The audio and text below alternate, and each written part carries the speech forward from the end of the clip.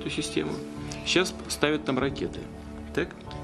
Но вам должно быть известно, что ракеты эти закладываются в капсулу, которая используется для пусков ракет средней дальности «Томагавк» морского базирования. Значит, туда закладывают сейчас антиракеты, способные поражать цели на расстоянии 500 километров. Но мы знаем, технологии развиваются. Мы примерно знаем, в каком году примерно американцы получат новую ракету, которая будет уже не 500 километров, а 1000, а потом больше. И с этого момента они начнут угрожать нашему ядерному потенциалу. Мы по годам знаем, что будет происходить. И они знают, что мы знаем. Это вам только вешают лапшу на уши, как у нас говорят.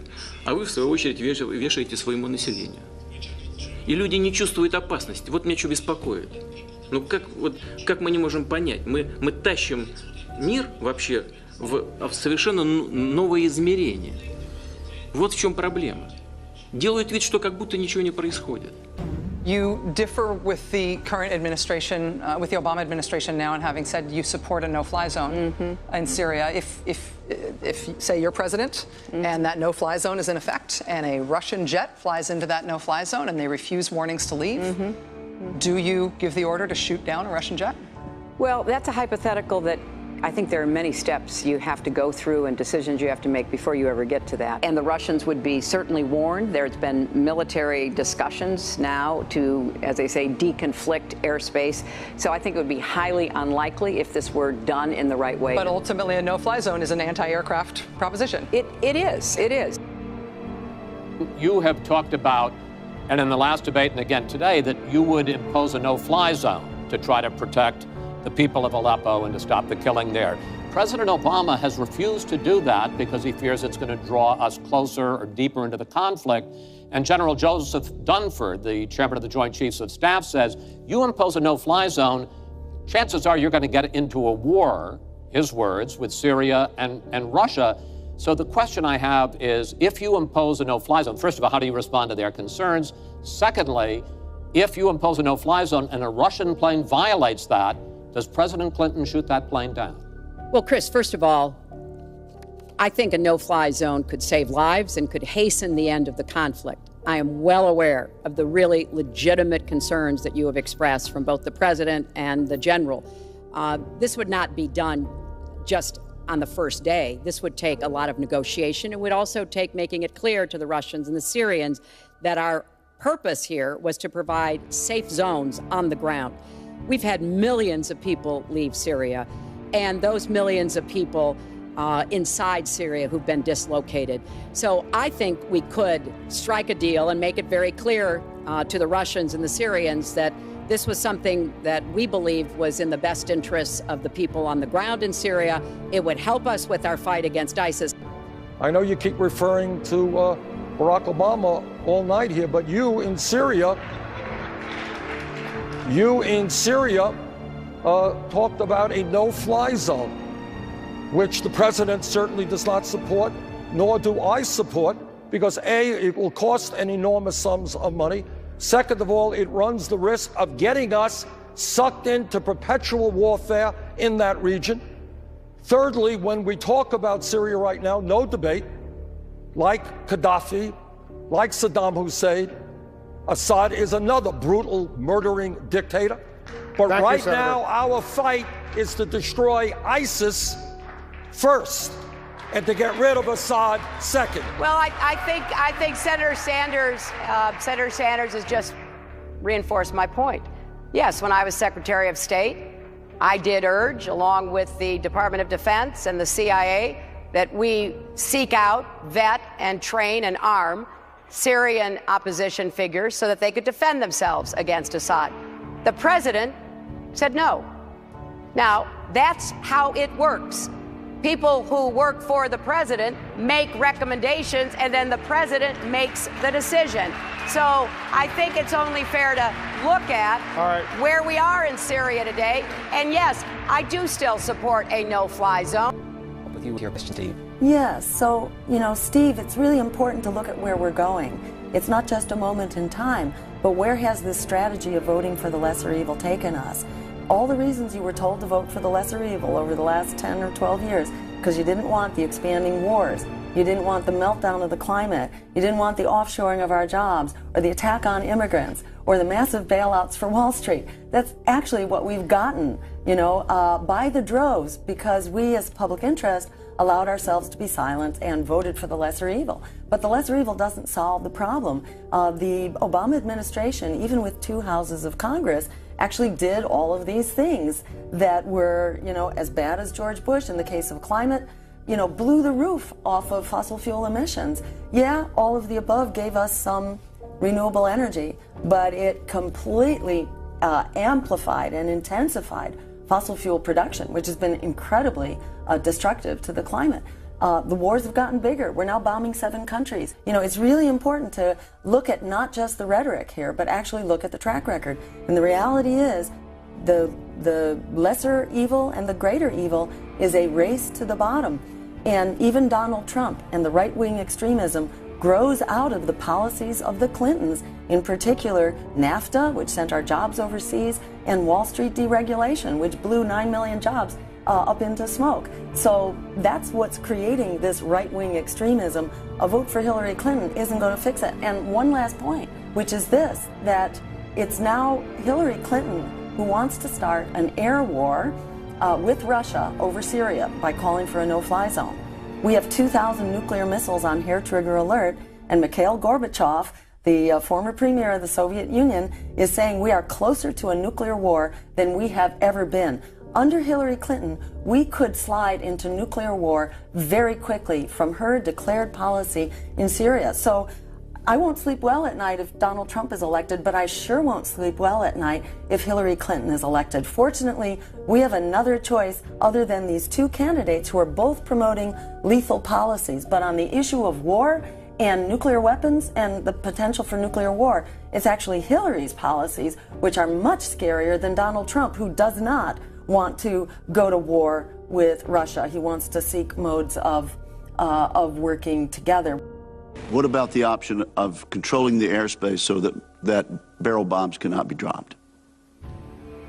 All the options. What do you think of that option, sir? Right now, Senator, for us to control all of the airspace in Syria would require us to go to war against Syria and Russia. That's a pretty fundamental decision that certainly I'm not going to make. We're back with Democratic Congresswoman Tulsi Gabbard of Hawaii. She's a member of the Armed Services and Foreign Affairs Committees, as well as an Iraq War veteran. Congresswoman, you're opposed to a no-fly zone that the U.S. would impose over Syria, even though many of the Republican presidential candidates, you heard it at the debate this week, they think it's a good idea. Hillary Clinton, the former Secretary of State, the Democratic presidential candidate, she thinks it's a good idea. Doesn't include ground troops. Why do you think it's a bad idea? Well, first of all, this is one of the reasons why I feel so strongly that we need to end this war to overthrow the Syrian government of Assad now. If this war is allowed to continue on until the next after the presidential election, when we have a new president here, as you said, whether it's Hillary Clinton, Marco Rubio, Chris Christie, or some of the other candidates who are running for president, they're all advocating for a no-fly zone, which would directly start a Russia-U.S. war, which could then easily escalate into a World War III or nuclear-type situation.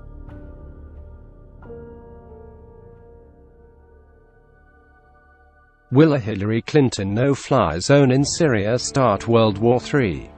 Putin has warned that he will act if the United States does not step down in Syria. Syria and Bashar al-Assad are strategic allies of both Russia and China, and America is playing with fire.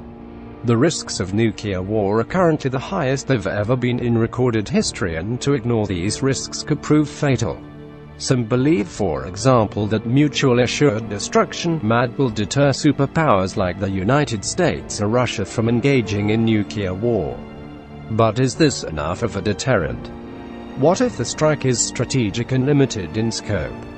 Many believe that a preemptive nuclear strike would gravely injure the Russian bear and vice versa. Who will act first? Will the U.S.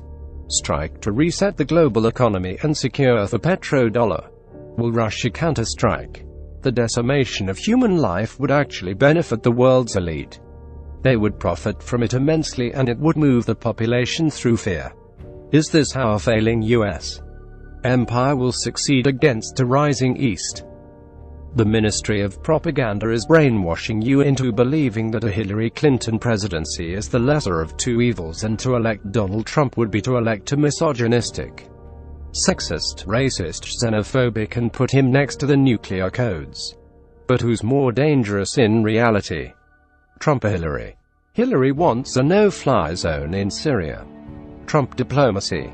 The powers that be maintain the power through the control and malleability of a population's mind. They must manage the herd, cull them from time to time. You've heard the expression, you can lead a horse to water. They use fear, misdirection, and the repeating of myths and half-truths over and over again. They beat it into your head. Repeat something long enough, loud enough, and frequently enough, and eventually you'll believe it. ISIS is a threat. Russia is a threat. Trump is a threat. On and on and on. We are at the tipping point of a major global event, and World War III is on the horizon. If you don't believe me, just open your eyes. Take a moment, turn off the TV, your computer, put down your cell phone, and close your eyes. Wake up. It's just around the corner, and as many have warned, it could happen well before the U.S. election on November 8th. October 11th. Vladimir Putin ordered all Russian state officials and government workers to bring back their children studying abroad immediately, even if it means cutting their education short and not waiting until the end of the school year. He also ordered that if the parents of these same officials live abroad and have not lost the Russian citizenship, they should also return home immediately to the motherland. This is very disturbing, and the message is clear. On October 25th, the Wall Street Journal reported Putin preparing nuclear survival drills for the entire Russian population. Video shows bomb shelters being upgraded, gas masks being tested, and emergency workers in protective yellow suits preparing for the worst. What do they know that you don't? And why would 40 million people be preparing for an outlier event? Is it a stunt? Psychological warfare in the new Cold War is something far more serious. Russia also just unveiled its most powerful nuclear missile in its arsenal, the Satan II, that could destroy the entire East Coast with just one hit, to wipe out the entire state of Texas or England in a blink. Why such a full display of force? In the dark corners of the Kremlin, Putin and the oligarchs are watching the U.S. election very closely. They know a Hillary Clinton win will almost assuredly collapse diplomatic relations, as the American people debate the lesser of two evils and vitriol rages in the streets over Hillary and Trump. Putin is deploying warships to Syria, his largest naval deployment since the Cold War. Intelligence indicates he is preparing for a major assault on ISIS in Aleppo to secure his neighbor Assad. On October 21st, a flotilla of 8 Russian warships were spotted off the British coast sailing down the English Channel from north and south, putting the Royal Navy on red alert and alarming its neighbors. Is Putin preparing for one last showdown? Remember, the last time NATO declared a no-fly zone, Libyan leader Muammar Gaddafi was murdered and ISIS was born. The Greater Levant collapsed and a vacuum so violent and deadly rose that Islamic extremists took over and began cutting people's heads off. Since the toppling of Gaddafi and the rise of ISIS, hundreds of thousands of innocent civilians have died. According to some third-party estimates, over 500,000 people are now dead in Syria. Civilians. Men, women and children. The U.S. government, Pentagon and Obama have now all but admitted that they created ISIS. They admit to funding and arming the moderate terrorists on the ground. But why? Is ISIS a tool? Is Washington arming the equivalent of gangs on the streets of LA to carry out the dirty work for the powers that be? Toppling leaders, overthrowing governments, to add more fuel to the fire. On September 17th, U.S. jets bombed and killed at least 62 Syrian soldiers, allowing ISIS to take a key military location. Why is the U.S. providing air cover for ISIS? Putin realizes that Syria is a red line, Assad on the chopping block, and the last line in the sand before a total loss of control in the region. If the US is successful, they will install puppet governments like they've done in Iraq and Ukraine. Putin must stop the US at all costs, even if it means sacrificing the lives of his own people. You see, a loss of control of Syria, a strategic Russian ally, means he could lose power. It would also mean the oligarchs might turn on him. NATO's positioning of a missile defense shield in Eastern Europe, in countries like Romania and Poland, has only heightened concerns in Moscow. Established under the guise of defending itself from Iran, who has no feasible nuclear capability at this point, has proven both countries gutless to Western interests.